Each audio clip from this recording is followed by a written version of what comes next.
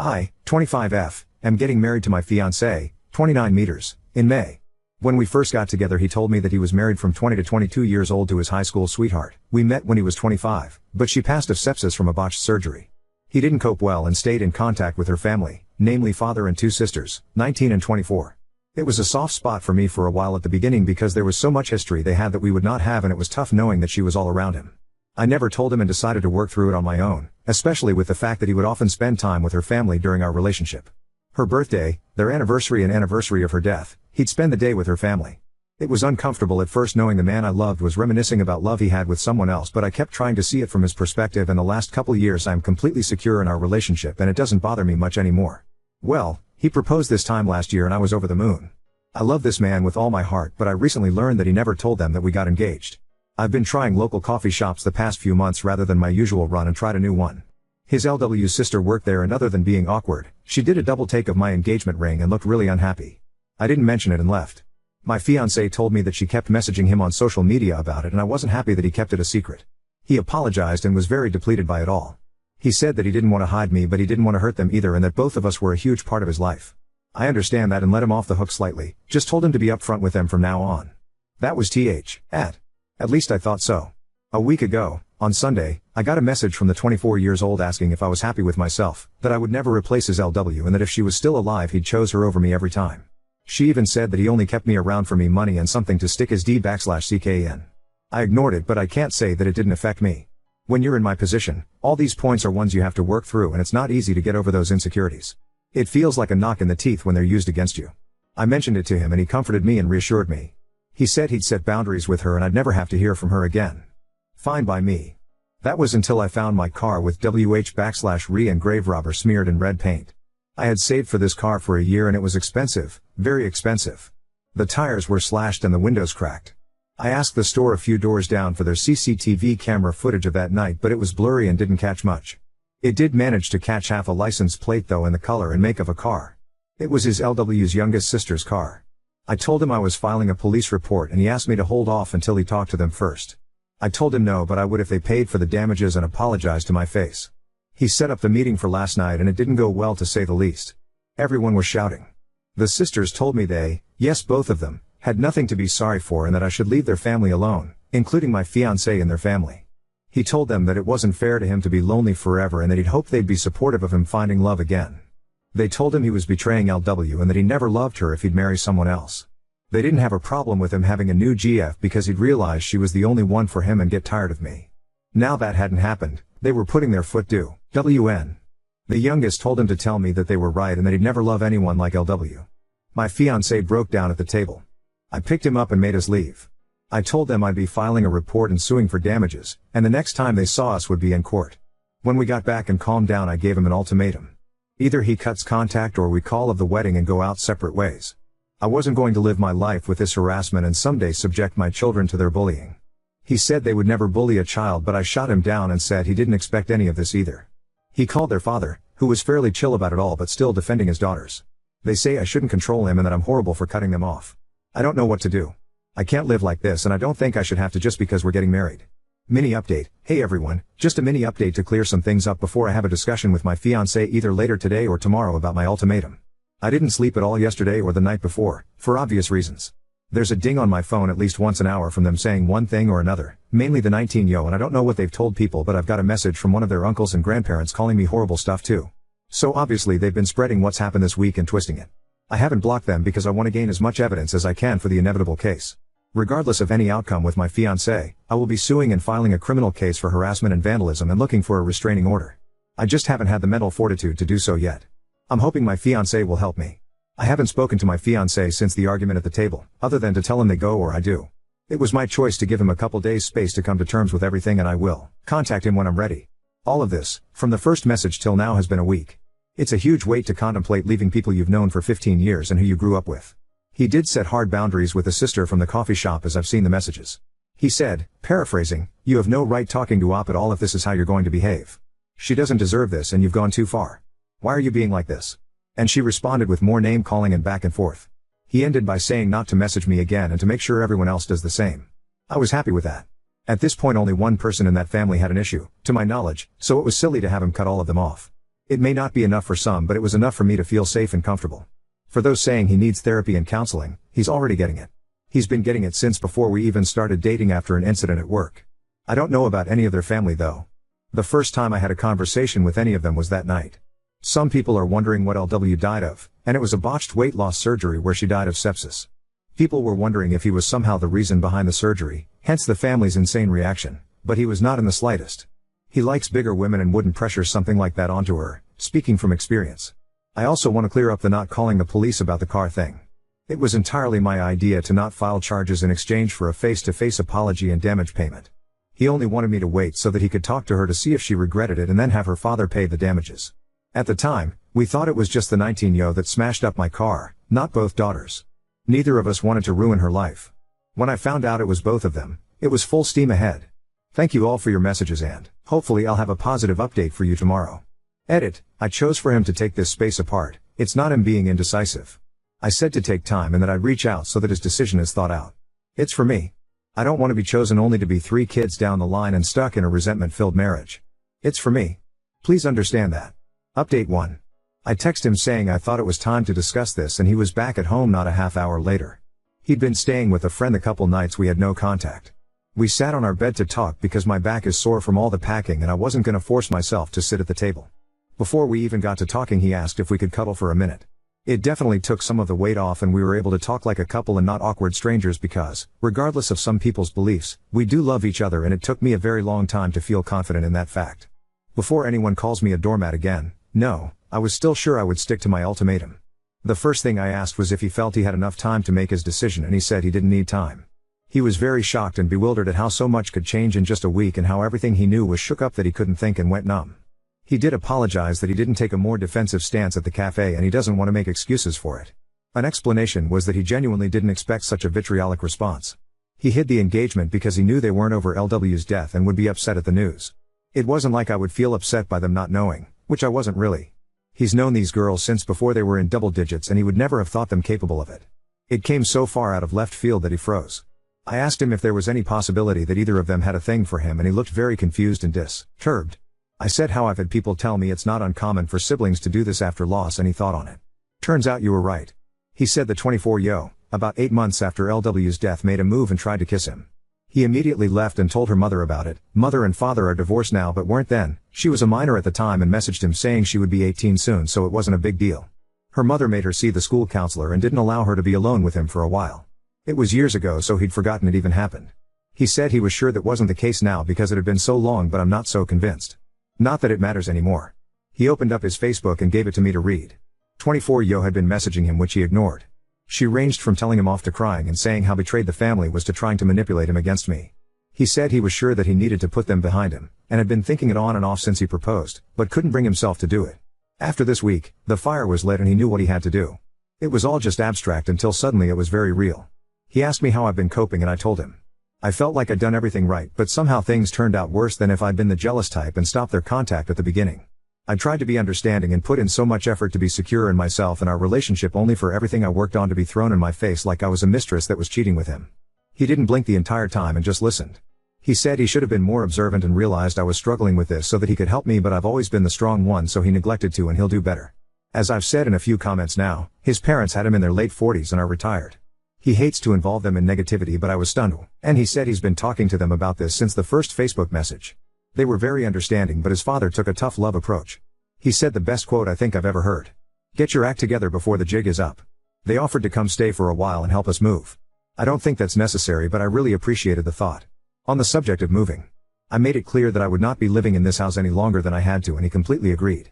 His parents offered to find us a place in their state if we wanted to have more of a support network and I'm honestly considering it after all this. They're only a state away from my own family so we'd be a lot better off. His job is remote and I should be able to find work there easily enough. I've been in contact with a friend who's a mechanic and they've quoted me between 1-2K for the damages, but that's in a cost estimate as a discount. A few people have said to get a real statement and to shop around. The real cost is between 4-5K and that's just for the noticeable damage. My friend thinks they've done something to the engine so thank God I couldn't drive it anywhere. He thinks I may be entitled to a replacement car altogether. If so, I will be sure to sue for it and that's not going to be cheap. After all the emotional things were discussed he mentioned when would I be comfortable enough to go to the police. I made clear he was okay with that or I'd go on my own. He said, The surest I've ever seen him, that this is what needed to be done and he wasn't going to let them continue. He'd done enough to try and shield them, but he wasn't going to let it come at my expense. I'm currently in the bath frothing in bath bombs, but will be going to the station as soon as I'm done. He's downstairs right now printing out the new quotes from the mechanics and the messages 24 Yo sent him over the past couple days so we can go prepared. People have said that nothing will come of it, and you may be right. But I have to try. Hoping my local police don't have anything better to do. It's a small town. To finish, I made a point of asking again if he would cut them off or I had to go. He didn't miss a beat and said that they're no longer going to be a part of his life, even if I decided to leave. He did ask for one last meeting to say goodbye to her parents and to put a close on that part of his life, and to explain to the girls that this is not my fault but his decision after seeing how cruel they were capable of being. After that, we would block them on everything and move forward. I was completely fine with that. So, there we have it. Writing all this out and being able to talk to people about everything has been both helpful and a good distraction from the dumpster fire that was my life, and everything worked out as well as I could have hoped. We'll see how his meeting goes with them. I'm sure they won't be very happy about it, but that's not my problem. Thank you all, and I'll update after they've met up. Update 2. So we drove down to the police station with our block of paperwork and had a couple hours talk. They were so sweet about everything. As some of you expected, they did say I should have come earlier, but they didn't really care because it was only a few days. They said that it often takes people about this amount of time to actually file charges if they weren't an immediate threat or danger, so unless someone was about to throw punches, I handed them everything and it looks like I've got plenty of evidence. They'll be contacting my insurance on my behalf to get the ball rolling, and so they can come to do a check of my car themselves.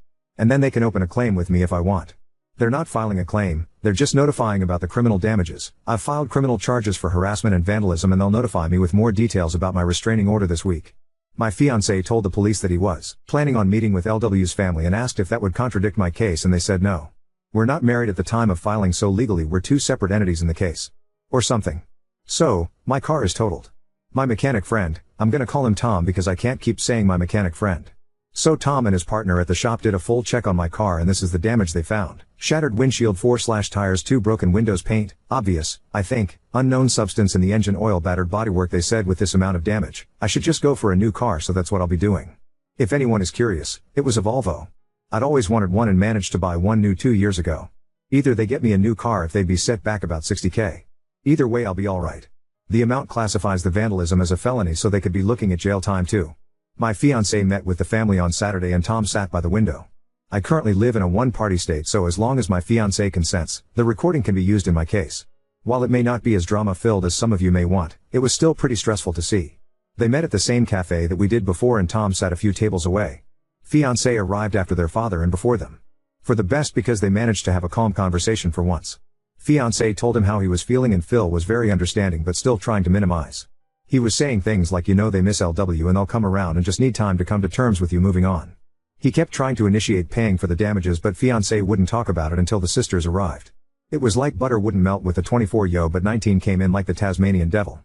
My fiancé didn't acknowledge anyone until it had all settled down, where then he said this would be his last meeting with all of them and they'd be going their separate ways. He turned to the girls and said that he would miss who he thought they were, but the way they could treat people horrified him, especially me. He said that this was all him and they needed to accept that I was not to blame. He even said that it was me who offered the apology in exchange for not filing charges. The 19 Yo then interrupted, asking what charges and that no one was going to charge them for barely touching a car. She was a deer in headlights when he asked what they'd done to the engine oil, and the two looked at each other. Seems they didn't expect me to find that out. Cue up the groveling. 24 Yo actually tried to touch his hand and told him he had to stop me pressing charges because this would ruin her and interfere with 19 Yo's college. He said it was too late and the cops should be issuing a warrant soon. It can take a few days. I thought it was an instant thing, but apparently not. This is when their dad got involved again and said for everyone to calm down and fix this like adults. Now he wants his girls to be adults. I see. He asked if fiancé would convince me to drop the charges in exchange for that apology and he'd pay the damages. When my fiancé said it was $60K, the eyes he gave to those women would shave the hair off a cat. The video wasn't the best, but I swear I could see the color drain from their faces. I may sound awful, but I enjoyed it. Call me what you will. They kept going on about apologizing and that they'd pay, but he just said it was too late and he was done. He tried to be civil, but they were the ones that wouldn't let it go. 24 Yo actually asked him to set up a meeting with me so they could get to know me and put it all behind us. He didn't reply, and after the silence they piped up again like, so she won't even meet us? So she's behind all this because she doesn't want us around. We'll see about that. Not using exact quotes because I don't know if I'm allowed, so not risking it, things like that. They went on and frankly it was funny more than hurtful. But they did incriminate themselves more and more for my harassment case, and the nail in the coffin was when 19 Yo said if we can do that to a car, imagine what else we could do. That, my friends, is both a confession and a threat of bodily harm. My fiancé said one loud stop before wishing Phil well and telling the girls to not come near me. He then got up and left. That's where the recording ends because we wouldn't be able to use anything afterwards anyway. As for moving, we're pretty much all packed up and have a truck coming on Friday. We'll be staying with his parents until we find a place. We're looking at buying this time but might get an RV in the meantime so we're not all stepping on each other. I doubt his parents would mind at all, but this is the last update for a while, I think. I have a wedding to finish, a venue to change, new invites etc. and less than 2 months to do it. Send help. But thank you all for being ears and helping me get through this. If only to distract me from ruminating and digging a huge mental hole. Final update, 6 hours ago, so it's been a while, guys. Calling the past few months a roller coaster wouldn't quite do it justice. A lot has happened and I hope I don't leave anything out. Here goes. So, first off, we've moved away. We're only a couple towns over from my husband's parents, legally, but we kinda just live in their backyard and my own are the next state over. Hallelujah. It's been really great living in our new RV and we've been able to take small trips now and then too, which has been great for a breather. Took a chunk out of our house savings but we're not too worried about it. Looking for a house has been fun too. I can't speak to what might have happened but by a stroke of luck, the warrants came through the day before our moving day and the sisters spent the whole move in police custody. I'm sure it was not as formal as cuffs and interview rooms but I like to imagine it hat way. So we didn't have to deal with any drama that for sure would have happened otherwise. As I said before, we didn't block them because we wanted to keep the line open for more evidence and boy was that a good idea. 19yo has only now stopped sending me messages.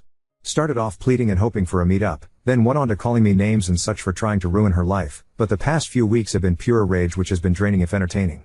She says she'll find me and I'd better watch my back blah blah blah. My printer has been working overtime, as you can imagine. So many receipts to give my lawyer. 24yo is still working on my husband but it reached ahead a few days before the wedding. We should have changed the dates but it just wasn't feasible. We had family from all over that had taken time off work and we really wanted everyone there after all that happened. She tried to call my husband over a dozen times and actually left 2 voicemails. She was crying and hyperventilating saying how she didn't want to lose him. For those of you who said she still had a thing for him, ding dong. My husband listened to the voicemails with me and she just rambled. It was actually quite sad. She said that she always thought they would be together because they've been through so much together and it felt right. She blamed him for leading her on and making her fall for him only to choose someone else that he hardly knew. She even said she felt replaced, which made me uncomfortable. All of this all the while degrading him for betraying his LW by moving on at all. I genuinely do not understand her logic. As for my car, we found out what the unknown substance was. It was antifreeze. The entire engine was written off and, with everything else, my insurance launched a case against them for the cost of a new car. I was expecting $60K or so but Tom, my mechanic friend, said to ask for more based on current market value and such.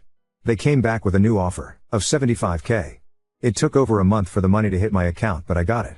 As for the case, I'm no longer going after them for the repayment, my insurance is, so that's one less thing I have to worry about.